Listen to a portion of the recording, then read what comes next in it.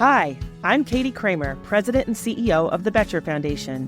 Welcome to Colorado Leadership Stories, where we talk to everyday, courageous leaders who have made transformational impacts in their communities and are building a better state for everyone.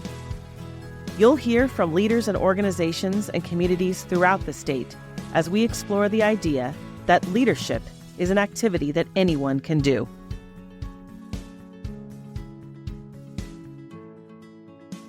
Today, we're recording in studio at KSUT Public Radio in Ignacio. For those who may not know, KSUT has been the trusted voice of the Four Corners region for nearly half a century. KSUT started in 1976 as a small radio station created by the Southern Ute Indian tribe to serve its community with local news, music, and cultural programming. Over time, it's grown into a broader regional service, but it's never lost that core connection to the Southern Ute people. Today, from its Tribal Media Center here in Ignacio, KSUT continues to be a hub for Indigenous storytelling and community-centered media across the Four Corners. This is a special episode of Colorado Leadership Stories. I'm joined by Boettcher Foundation trustee and our current chair, and Ignacio's very own Michelle Lucero, who's here in her hometown. Welcome, Michelle. Thank you, Katie. Go Bobcats. And our very special guest, too, the chairman, Melvin Boettcher of the Southern Ute Indian Tribe. Good morning and welcome. Welcome to the Southern Ute Indian Reservation. Oh, thank you for having us. We're excited to be here. As we dive in, I want to start with the place we're sitting in.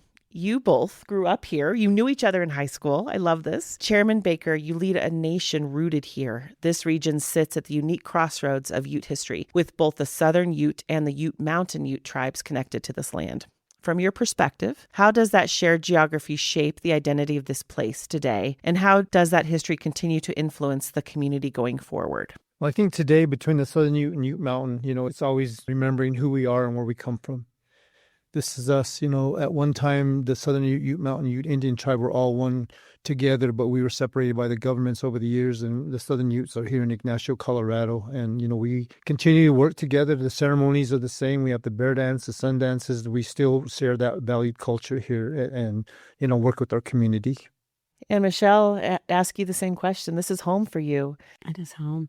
I think the beautiful thing about this is growing up in Ignacio and being part in air quotes of the tribe, we learned a lot of the traditions. We learned how to build a loom and how to bead. We went to bear dance. We knew when we were allowed and not allowed to go to Sundance. And even though I'm not, part of the Southern Ute tribe, you're made to feel like you are part of that just based on growing up here with everything that's so beautiful about this tribe and these peoples. Before we go deeper, it's worth pausing on a term people hear, but maybe don't often fully understand: tribal sovereignty.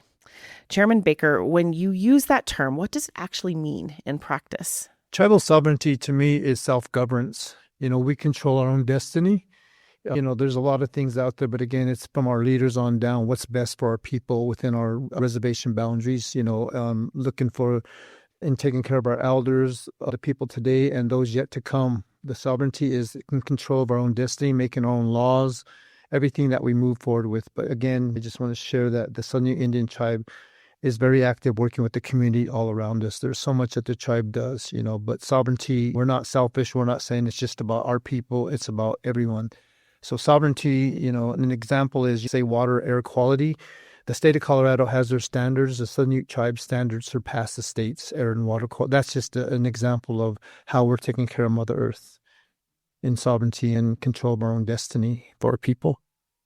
And Chairman, one of the things I think is a hallmark of especially your leadership as the chair of the tribe is really applying that. You gave an example there with water, but give a little more around how that sovereignty has shaped other decisions around community, and then some of the priorities that you and the council, around land and resources. How do you apply that sovereignty? Well, again, I think when the leadership makes decisions, it's always with the membership first in mind. But if we were doing a large project, like let's just say a water project, it's not just for us. We share that with our community members. And as Michelle knows, we're a tri-ethnic community. We always grew up. There's Native American, our tribal member. There's a Hispanic and the white community. But we've always worked together to help each other out, to shape it. I think we've all learned from that growing up. if we help each other, we can move mountains. We can get a lot more done. And we don't have any, discrimination toward each other because it's all about survival. And a famous quote, I say famous, but it's always been said from time to time. One of our past leaders, Mr. Leonard Boettcher, always said, what's good for the tribe is good for the community. So he was a lot older than me, but again, those values that he carried, it's all of us here together in our little part of Southwest Colorado. If I could just follow up real quickly with that, with something the chairman said, that tri-ethnic community, I don't think people understand it or feel it unless you see it and I didn't face any type of discrimination until I left. And it kind of shocked me because we didn't see that. I saw Chairman Baker, who I knew then as Mel, right? And we didn't see him as a member of the tribe. It was just who they were as a person. And that I think, can be kind of jarring when you do leave the community and you see it and you feel it. Yeah. I was curious, and I really wanted to ask this question. What does the government-to-government relationship look like with the state of Colorado and the federal government? The relationship is good. It's good, but it can always get better. Again, I'm going to refer back to Mr. Leonard Boettcher, who always used to, when I first got on council, I would hear him talk about whether it was various governors or whoever, he would always say, our friends, knowing he knew the people that were going to work with us, our attorneys, the law firm, they knew all the people, whether it was Washington, Denver. But with the state of Colorado over the years, I think it can be better. I mean, we do have the Colorado Commission on Indian Affairs. We work together, but it can definitely get better. We make a lot of trips up to Denver. Locally, we work with the La Plata County Board of Commissioners. We meet quarterly. We meet with the Durango City Council from time to time and talk about issues coming up. We meet with Archuleta County. We meet with, we meet with the Ignacio School District. We meet with a lot of people within our area, but like say Archuleta County is outside the reservation boundaries, but it doesn't matter. There's areas in Archuleta County that tribal land is there, but still. So we have good working relationships and we can always be better. And I think it depends on new people coming in. You have people moving in from out of state that don't have a clue about what we are and building those relationships. And I think the biggest challenge is we need to educate them and really let them know, companies cannot just come in and put something on our reservation land without protecting our cultural resources, the land, the right-of-ways. I mean, we have it down to a science, and a lot of people don't know that. They just think they can encroach. Yeah. Right. I mean, when you visit other countries, we tend to pay attention to that. We forget about that within our own country sometimes, that, there's a cultural respect that you need to have on the reservation. And you're right. I think they don't pay attention to that as closely as they should. Mm-hmm. And the Southern Ute tribe is often recognized for its economic strength and long-term vision around economic development. Chairman, we had a chance to talk about this a little bit at breakfast, but I want you to talk about how that success has come about. Well, I think we started off small when the tribe in the early 2000s created the financial plan.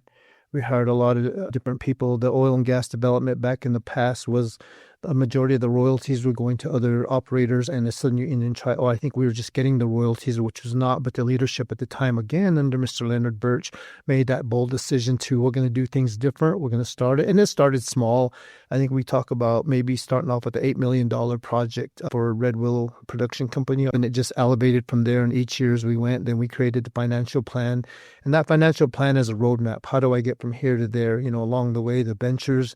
We hired a lot of good people, smart people that, knew how to invest in oil and gas production, all of that. So, at this point, we branched out all across the United States for various real estate, whatever it is. We have offshore drilling platforms, but we're partners with a lot of people. But again, you got to, we're not saying we're going to do it 100% on our own, but again, you got to build up, partners. And, for me, I've said it before also, I think that it would be great someday that we could partner with some of our sister tribes because we have the experience and the technology, the know-how to let's move each other forward. Mm-hmm. But, there's so much out there. The Southern Indian tribe is doing a lot of things that people have no clue about, the properties, all that. So, there's always a new venture tomorrow, Mm-hmm. So. Mm-hmm. What are some of the top priorities right now for the tribe when you think about just reflecting on tradition, but also forward-looking leadership? Well, I think first and foremost for me is health. Our people, our elders, our children, those yet to come, health, education is a big thing that we talk each and every day about how we need to train or teach our younger children who are going to be our future leaders. How do we do that? It's a struggle. It's not easy, but again, those are the goals. In order to maintain where we're going, we have to do that. So again, health, to me, you got to be healthy to be, doing what you do, educate, protecting our cultural resources. Again, we don't do developments without checking the whole land first, whether it's a new development and there's something in the ground that shouldn't be disturbed. We go around it. The past leadership has always set us up for always thinking ahead. These are the things you got to, whenever we look at stuff, we get scenarios like maybe a medium case level, a low case, a high case, not knowing what's going to work. But we do our due diligence on every project we're doing, even if it's investing with other companies that are non-tribal related. It's just a deal that you work out. But we always have the membership with first and foremost in mind, protecting our cultural resources, our land, our water, our air, everything. Mm-hmm. It's great business practices, right? That I think sometimes people don't appreciate, that you've created under your leadership a bit. Would you agree with? Is that? I think I share what I've learned from the past leaders. What I always say to people is the past leadership, some of the names I mentioned, they always say it's like building the house. They created the foundation. Now it's up to us to finish it out for the future. Who's going to do the walls, who's going to put the roof on, who's going to, for those, again, not yet born yet, those future tribal members that will be coming, we got to maintain this house, keep it in order and strive, and that be our goal for our people. I think another one of your goals that you've talked about and emphasis is cultural preservation. Mm-hmm. So how do you personally think about balancing that cultural preservation with the economic development that you just talked about? You touched on it a bit, but can you give a little more examples of how you really put that into action? Well, I think whenever we're thinking of any new development or a certain piece of land, because it's there, it's available, of course, you got to look at all the aspects that go with it. We had a certain piece of land identified and somebody wants to put something there. We got to see, okay, is it available? Yeah. Okay. Second of all, we look at, of course, protecting the cultural resources. So we'll have archaeologists go in and make sure it's cleared. So once that clears, we're good to go and we can do something on it. But then we also got to carry it through to where the infrastructure, the water, the sewer, the gas, the protection of that, how are we going to, and how much is that going to cost? It's just the steps. But again, first and foremost, our cultural preservation, we have to protect that land. We cannot, I think in the past, we've had people that thought they could do things on our land and dig and put things without a right of way, without crossing permits, without going through cultural resources. So again, if there's some identified in the area, you just stay out of it. We just stay away from it, protecting it. This year at Boettcher, our theme is focused on exploring the power of place. That is, where we come from shapes how we lead. So, Chairman, the tribe's connection to this place goes back generations in a way that's deeper than most Coloradoans experience. And we both know there's very few original Coloradoans these days that are in our beautiful state. So what early memories or stories were passed down to you have shaped how you think about leadership, responsibility, or service? Some of the values, I think when I think of sitting with my grandmother, and even if we're talking on a traditional sense, she would tell me the do's and don'ts, what you can and can't do, why they do certain things. If it's even like to say hunting on our reservation for our people, there's certain animals that we should not be taken as per our ancestors, there's various reasons why. And I think today some don't see that. And I'll just say a bear, we have the bear dance and they say that that's your brother bear. You don't shoot those, and just all the traditions that go with it. There's protocol, there's certain things you can do, there's certain things you can't do. But I think all in all, what I learned from my grandmother is always, regardless, is respect everybody, respect the land, respect the people. And if they don't know, educate them and teach them. Those are some of the things you can carry with you and remember, and it can guide you in your life as you go forward. When I go to other reservations, I have to respect their cultures, and values and stuff. And sometimes I don't know either, but it's their protocol. But I think really just the values of being a good person, having a good heart, helping those who need help. Tradition-wise, again, just respecting those values of what everything in front of us means. Mm-hmm. I like that. Well, since this is Colorado Leadership Stories, we do want to hear a little bit about your leadership journey. And I know before you came into tribal leadership, you spent years as a wildland firefighter and various other jobs, as I was learning, all around this community. What did those experiences teach you about teamwork and leadership that maybe have helped informed how you lead in your capacity as chairman? I think when it first started back in the day, it was all about a job. Had nothing. The tribe had nothing. There was no jobs. If you ever found one job, you better stick with it. You better stick with it. And that was it. And then as I did go to school. I went to learn how to paint cars at Haskell Indian Junior College in Haskell. And, did that. I thought it was what I wanted to do, paint nice cars, but I didn't like it because of the things you're doing, the breathing in all the solvents. It's not healthy. And I'm like, this is not for me. And so I kind of just grew up, whatever jobs were available, work wherever. I used to work at the Skyute Downs Event Center with a gentleman. We got Mr. Keen Richards, and we used to feed the buffaloes down there and take care of the arena, set it up for rodeos and stuff like that. And it was just a job. And eventually I moved to California, not knowing what I was going to do, just, never been on a plane in my life. Flew from Durango to California. My girlfriend, I had my son, he was like a year old, but we moved there and I went to a foreign place that I had no idea what was going to be. It was a tough economy there as well. It was a small town. And I remember looking at like a maintenance worker job and I'm like, oh, I could probably do that. So I went into the county building to get an application and said, hey, I'd like an application for this job. And the lady, one of the things I learned, she said, okay, well, you can fill out an application, but we already know who the job's going to. And I'm like, well, why am I even going to fill out an application? And so I'm like, thank you. And then there was some big fires that went on around that time. My wife at the time, she worked at the U.S. Forest Service in the main office and had a regular job working there. And there was over 200 fires going at one time. We had some major dry lightning come through the area, and I had no clue. They were hiring people off the streets, anybody. Come to the warehouse, trucks, unload food, do this and that. So I went over, got a job, started delivering food to Oregon fire camps and all that. Then they had a special one day, like a firefighting class, because they needed so many people. And it was through the state of California, but I was in Northern California, probably about 15 miles from the Oregon border, way up north. So me and my friends, I played on an all-Indian basketball team there, so we all kind of went over, let's go. We took the class, we passed it, and the next morning we're on a bus to Happy Camp, California. And I'm just like, I don't know, I'm not from there. So we went down and we learned the basics, and I got to meet people from the U.S. Forest Service, some of my supervisors.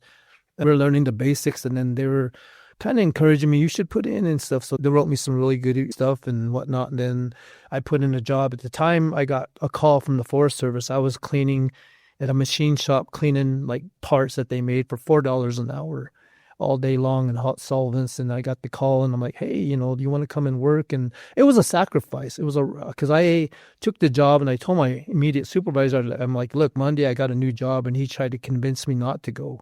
I'm like, no, I'm going. But the challenge was I had to drive about 45 miles to get to work every morning. And we started at 6 a.m.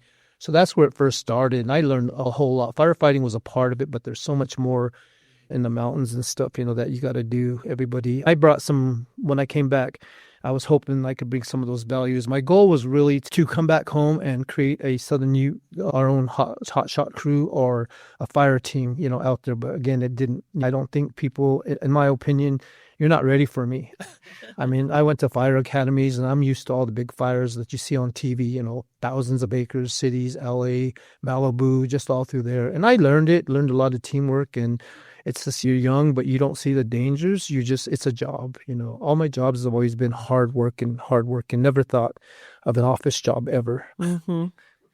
That's right. Well, and I think that you have multiple jobs now, right? As I learned, you're up and on the ranch and growing hay and all sorts of things. I feel like I kind of did things backwards. I should have been doing that when I was younger.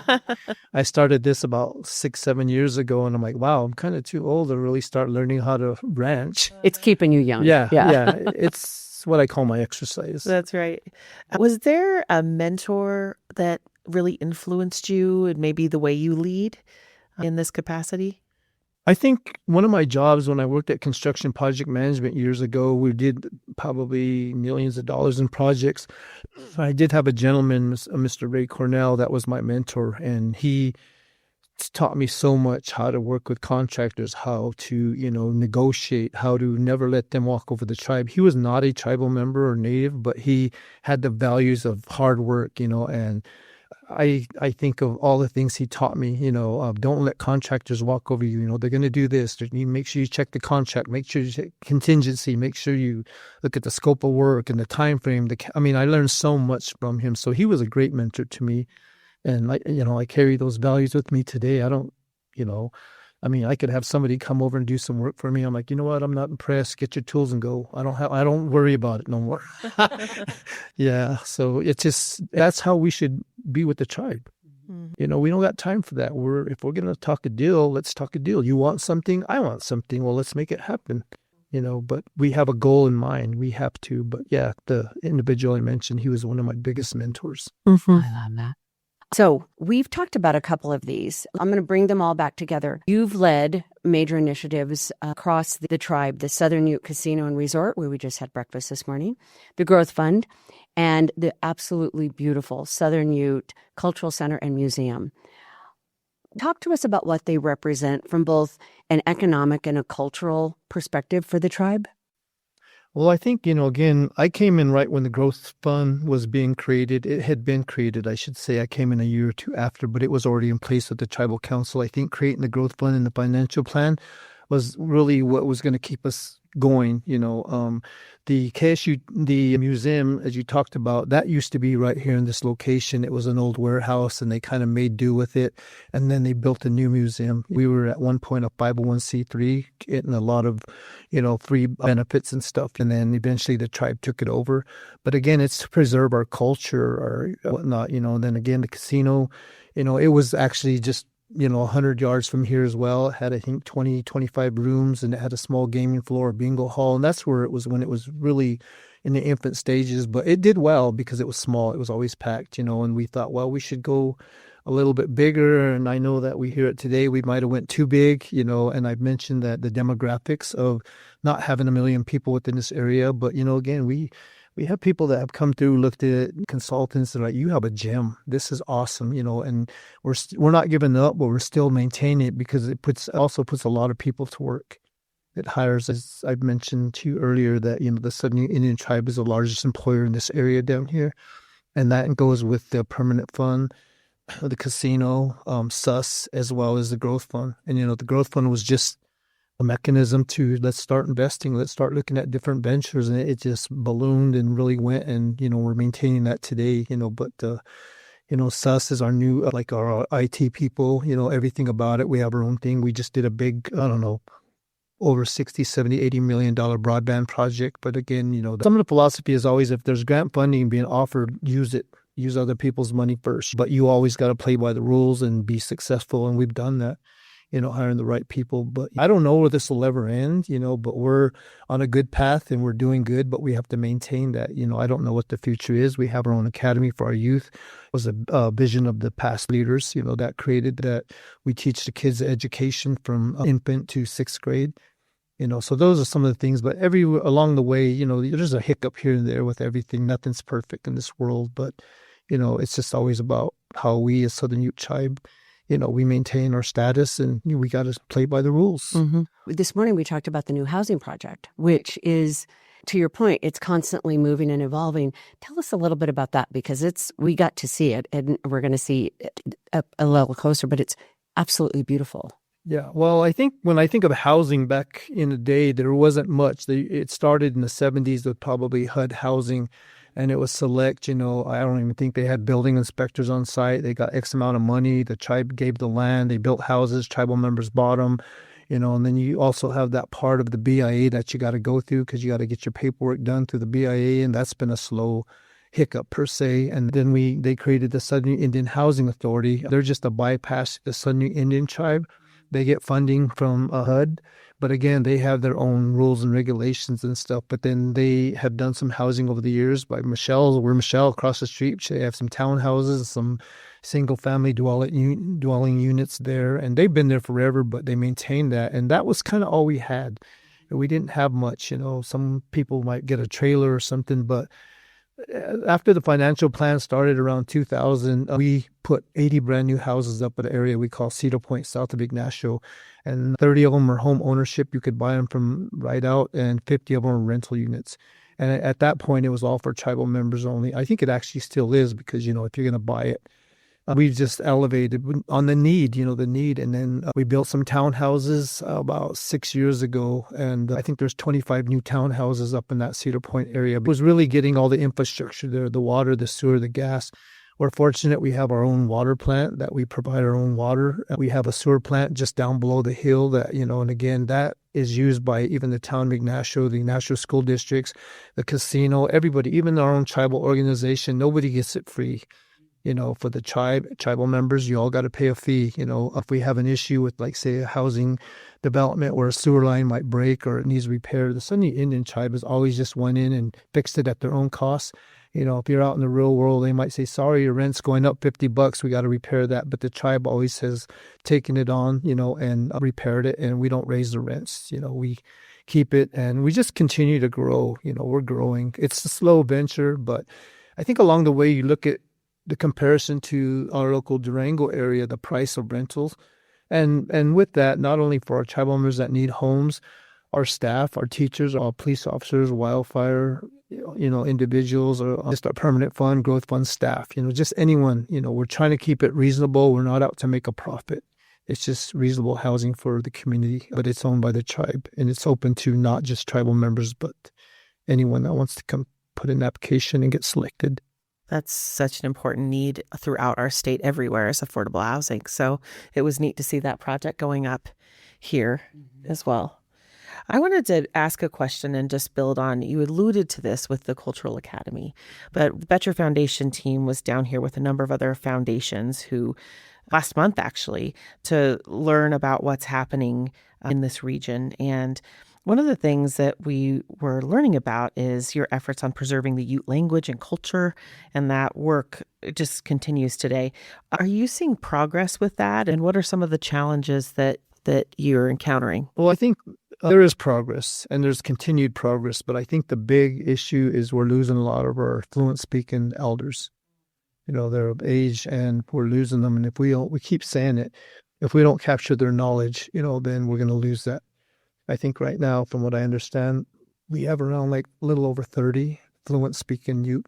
But again, that's Southern Ute, but we have our sister tribes, Ute Mountain Tribe and Ute Indian Tribe. And I think the dialect's just a hair off. They say it a little different, but again, that's to me that they know what they're talking. They know what they mean. The elders can talk all day long in Ute and they know what they're talking about. But it's a challenge because of that, and again, finding those right teachers that can teach you the right way. And I think the big gap is the academy goes from infant toddler to sixth grade and they learn it. I just I think it was, the last Easter, I think I had to get together with my family and I have grandkids and my grandson is 11 or 10 and my granddaughter is like 7. And I said, okay, when we gather, I'm like, who's going to do the invocation for the meal? They're like, we will. And they did the whole thing in Ute. I was like, wow. Oh, I love that. That's what they learned. That's what they're learning. But we got to keep that. But like I said, the gap is when they go into the public school, it goes away. They're not, I've seen young kids that went there talking like a couple of little old ladies or old men talking Ute to each other. But then you get to that level and it goes away. And you forget about it. We need to maintain that. We need to do a better job. It's never too late. But, we strive for that. We have a few members that, that speak it and they're working on different programs for the tribe. Chairman, tell us how many are in the tribe right now and how many live here on the tribal lands and where the rest are. Okay, well, we're around 1,480 total, just a little under 1,500. And then from what I understand, around maybe 400 of our tribal members, enrolled tribal members, live off the reservation, meaning they live in Denver, California, Albuquerque, just wherever. So, but yeah, it just seems like at one point or another, they'll eventually come home. Maybe they moved there to go to college and they liked it. They got married, they have a family, and that's what they know, and it's kind of, as Michelle knows, when you've been gone a long time, when you come home, it's kind of foreign at first. You're like, huh? Everything changed. This isn't where I grew up. Yeah, what this is different. Yeah. So yeah, we, we're striving and, keeping what we have and maintaining that, and we welcome during our ceremonies, the bear dance is coming up. A lot of people come home for the bear dance, and that's a great time to gather, see your family, have your picnics, go do some dancing, all of that. Just a great time, Well, maybe say a little more about that. I know that you both know what that is, but tell me more about that experience. The bear dance happens in the spring. It's a spring celebration. It brings everybody together. Flowers are blooming, rivers are coming to life. It's just a gathering of, coming together. We have so much going on. It's like the reawakening out of winter. the history behind it. There's a history where, some Ute men went to the mountains and they witnessed some bears dancing, and they were taught how to do it and how to sing the songs, take it to your people. And that's kind of where it was established. But there's a lot more to that. I'm just hitting the tip of the iceberg of some of that culture. But again, we maintain it every single year. I think there's a Utah, they might have already had one, Randolette. The Utes that live up in that area might already had their first one. And we have Southern Ute. And as soon as that's done, they have Ute Mountain will have their bear dance, and they have one up in Utah. So we have all the tribes put on a bear dance at one time or another. Wow. And it's, again, especially for us, it's just that welcoming of spring. It's a new, fresh start. And it's a big feast, and really anyone could dance. And that's the beautiful thing about it, is you can join into the cell, even if you're not a tribal member. Well, the catch to that, yes. too, is it's women's choice. Yes. Oh. So the men have no say-so. So if any lady out there sees, him there, come on. And you can't say no. I think it's a lovely thing. And they used to say something like, if you say no, you have to pay them money. Exactly. It might have been a time where that's where you were like, okay, I've always wanted to talk to this guy. I'm waiting for bear dance, right? Yeah, you cannot say no. And the women have their shawls, and all they do is go up and they get their shawl, grab it, and they point and they just turn, let's go. And then you got to line up. Oh, that's great. The men are on one side, the women are the other. Then you kind of go together, and then they break them up, and pretty soon they're, one-on-one. Well, you sometimes get one guy and three girls. That's great. But it's a lady's choice. It's just always been that way. They always talk about you can't be jealous. Oh, and you can't dance with your relatives. Like you can't dance with your wife, your girlfriend. You can't dance with your family members. It has to be someone else. You cannot dance with your own. And the shawls are I don't know that I owned my own shawl. I might have at one point, but I would borrow them from some of the elders or some of the others. And that's the beautiful thing about it too, is just to see these unbelievably beautiful shawls out there. And it's, kind of the girls were in charge for a minute. And I think, during the winter months, all that time they say that's when they're making their new shawls, their beadwork, their regalia. They're just all through the winter looking forward to that spring, And like Michelle said, a lot of them will bring extras. So if somebody needs a shawl, like, hey, and we got some, and they're just going to share. It's just a great, joyous celebration for all. And then followed up by the last day as a feast. And then, the last dance, that's the last dance of the whole thing. And it's kind of the dancers versus the singers. So you can see who can go longer. Oh, my. Yeah. Yeah. And so the singers, it goes back and forth. Sometimes the singers outperform the dancers because they'll keep singing. And once somebody falls of the whole dancers, male or female, it's over. It's done. That's it for the year. Yeah. Oh, wow. So it's just, you hear everybody like, oh, but, exactly. Sometimes it's kind of maybe a draw. Like, man, both of them, hung out for an hour or more, just singing and dancing. And yeah. And we invite singers from Ute Mountain, Ute Indian tribe. They all come down, and our singers from Southern Ute go to their bear dances and sing with them because it kind of gives them all a break, and everybody does it just a little different, and stuff. A lot of them are well recognized. People know them. They know their voices, and compared to a long time ago, the way they did it with some of our past elders, that they really got into it. And when we have the kickoff, we have the bear dance kickoff, and it's started by the Academy of the Youth. They have the first, that's in 10 o'clock in the morning. The bear dance chief will go down and explain everything, talk about the whole ceremony, talk about everything, and then they get in there and start the first with all the kids. So, yeah. But I think everybody waits to... it's hot, dusty, and they wait till that last day, and that's when it's really packed. I mean, you can't even find no parking down there. To park in town and walk down. Yeah, okay. So we're looking at different things, maybe parking up here this year and having shuttles take them down. We have the multi-purpose facility just down below, and they park there, and they have vendors there as well that sell beadwork, food, just whatever. It's one of the most special times of the year. It is. You look forward to that. I love that. So speaking of looking forward to something, because we could talk about bear dance. Well, thank you for sharing. We're going to have to bring you down for... I would love it. So let's think about the future, Chairman, and the future of the Southern Ute Tribe. What opportunities are you most excited for? What am I most excited for? I think the growth of our community. I mean, every year there's something changing, and you have to adapt to those changes, as we did have the largest gas spill here in the La Plata County area. And, I think the big issue, because again, we have done more than the state. I'm sorry, but we have this, even though it didn't happen on tribal land, but we knew this spill could affect the tribal land as well as the Animas River, and we're putting a lot of our money and resources toward it. But again, things like that, the preservation, what have we learned from that? We do a lot of oil and gas development. We better make sure that all them lines underground for the future are up to date. Old lines leak. We need to hold these outside companies accountable. And it just does not affect Southern Ute land. It affects the whole community. So, upgrading all of those things, better working relationships with our county, with our partners from the state, the counties, we're getting a lot more people just reaching out to the tribe. We're getting a lot more recognition from universities like Denver University, this is the time of memorial. The Utes have been roaming the Rocky Mountains forever. And, now they're really starting to acknowledge that, that I think when we talk about, even when we go to Denver, we talk in the legislation, the new legislators coming in that don't even know they don't even know there's 2 Indian tribes in the state of Colorado. We got to build that working relationship. And, I was fortunate enough to meet the mayor of Denver. So there's a lot of people reaching out, a lot of organizations reaching out, sometimes. And I think at times it can be overwhelming because everybody wants you to be on their boards. Hey, come and be on our board. And how many can you do, I mean, our business is here first and foremost. But, we'll pick and choose amongst the council. If this organization has any really good values for the tribe to be a part of, being on the board, having some say and whatnot. But again, we work there, and that's all we can do is continue to grow with our partners. I don't think there's going to be a whole lot of change, with the exception of more housing, more people, and keep doing what we're doing as long as we're doing it right.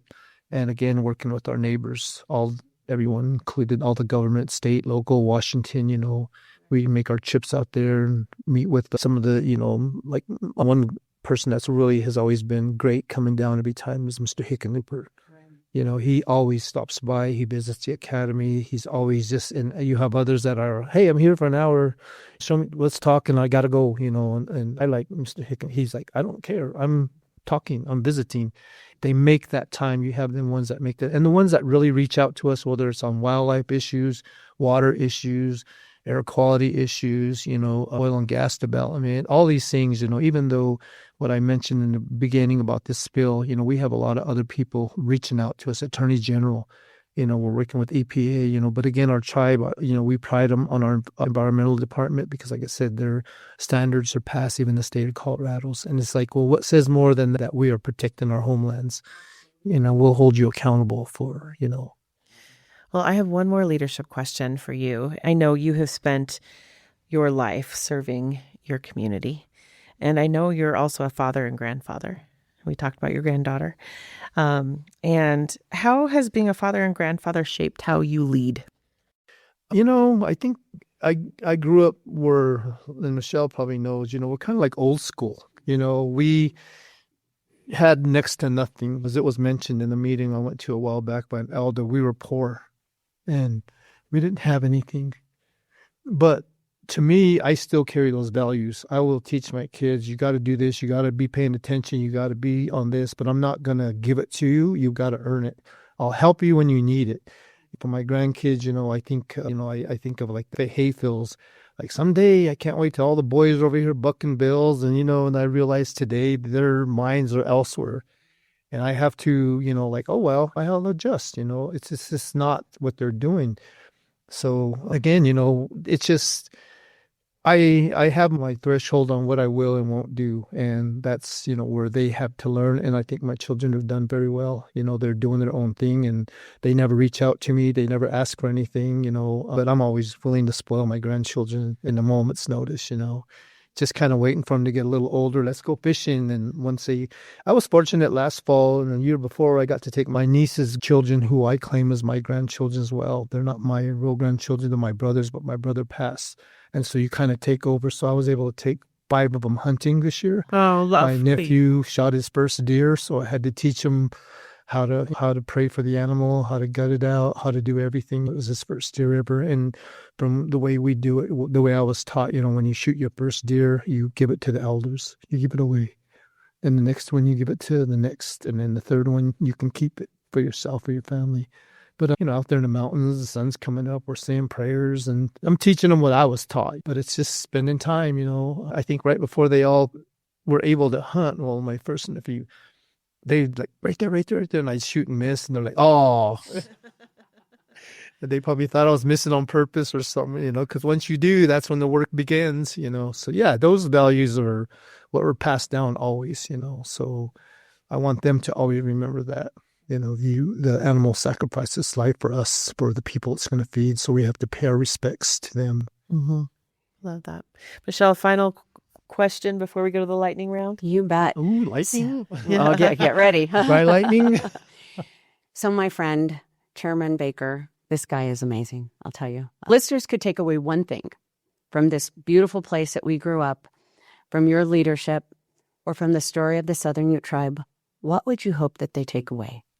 Well, I hope that if they came here to visit, they will be treated with the utmost respect, and they're willing to learn our culture, and we're willing to share with the museum what we're all about, who we are, and we're not going anywhere. We're always going to be here. Not all the tribes are fortunate enough to do that, whether it's financial, they don't have this, they don't have that. But again, I keep saying we're not going anywhere. We're here, and we're going to maintain. And you come from the outside, we're willing to teach you what we can, whatever questions you have, and not just on the Southern Ute side, but our community, the town of Ignacio, the things that we, all the people like Michelle, like I said, well, we know each other. And I mean, the stories, the high school, we support everything we can for our people so that it's a nice, friendly place to be, Mm-hmm. Yeah.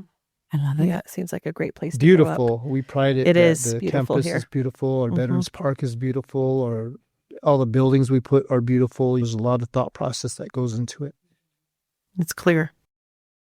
Here we go. Okay, so 4 quick questions to wrap us up. I'm curious about, what is your favorite Colorado hobby? My favorite Colorado hobby. Gosh, I've had a lot. My favorite, I think, just being in the mountains, because I love to hunt.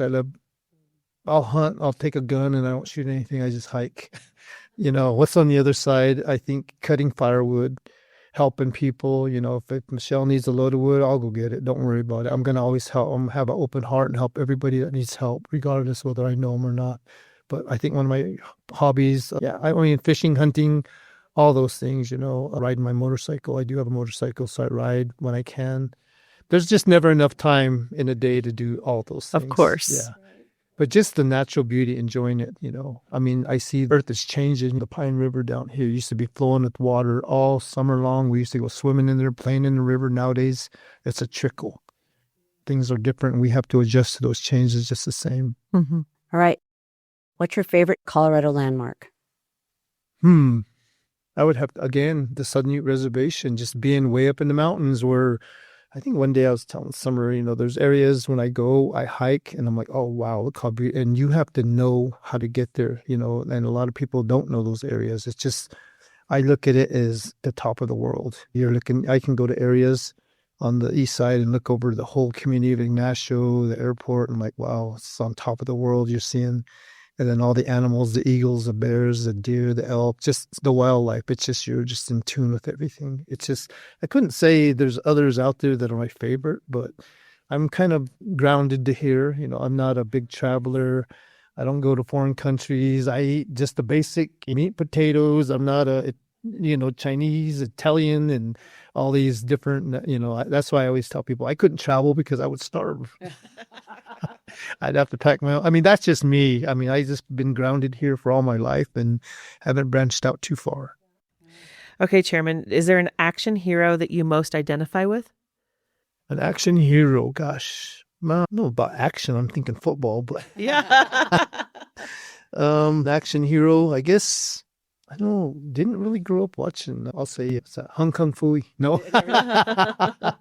No, I guess Batman probably, Spider-Man. I don't even watch movies. When does it do good, right? Yeah, that's right. Yeah. The do-gooders. Definitely. That's great. All right, here's your last one. What are you currently binging on? And I don't know that you do a lot of TV, but tell us, a show, a book, a podcast? I think she knows the answer. Probably watching the Hallmark Channel. I love that. I love that more than everything. Yeah, I love watching the fall harvest things going into fall with the families. I love the Christmas. I sit there all day on weekends and just drink coffee and watch the Hallmark Channel, try to get my grandkids into it, And then, of course, the other is like building channels, like building houses, all of that stuff, because I do some of that too. I was a housing director for the tribe, and you take something and fix it up. It's like, wow, look what it could be. Reforestation of the land, fixing up the land. I love doing all those things. But when we talk TV, I mean, that's probably just sitting there watching the Hallmark. That is the best. Best answer ever. Done. Chairman Baker, thank you so much for your time today. And Michelle, so wonderful to be in Michelle country too. Chairman Baker country. Yeah. Well, you're here. There's no way, you grew up here and you're here. And since you've gone and you've seen it develop, and it's all positive. It's all positive things, I mean, like most communities. And like I said, the tribe is a big part of everything that's happened here, financially, land-based, just everything about it. But we still maintain our standards, and we make sure that nobody's crossing a line against us, and we work for the community. And I'll again say it, as former Chairman Mr. Boettcher used to say, what's good for the tribe is good for the community. It's just something that his vision, work with all the good people, some of the names we mentioned earlier that help get us to where we are, to shape us who we are. And you learn from them elders, you learn their projectives on how they wanted to move forward and the needs of the community. What is that going to take? And let's get it done. And thank you for your leadership and continuing to steward all of this. Thank you for visiting, and welcome to the Southern Ute Reservation. Thank you for joining Colorado Leadership Stories, where we hope to inspire the next generation of Colorado community builders, doers, and difference makers. Colorado Leadership Stories is presented by the Boettcher Foundation. The Boettcher Foundation supports Colorado by empowering leaders and communities with tools to tackle challenges and pursue opportunities, building a better state for everyone. With an 85-plus-year legacy of giving back, we're committed to amplifying our impact for future generations. That's the spirit of Boettcher.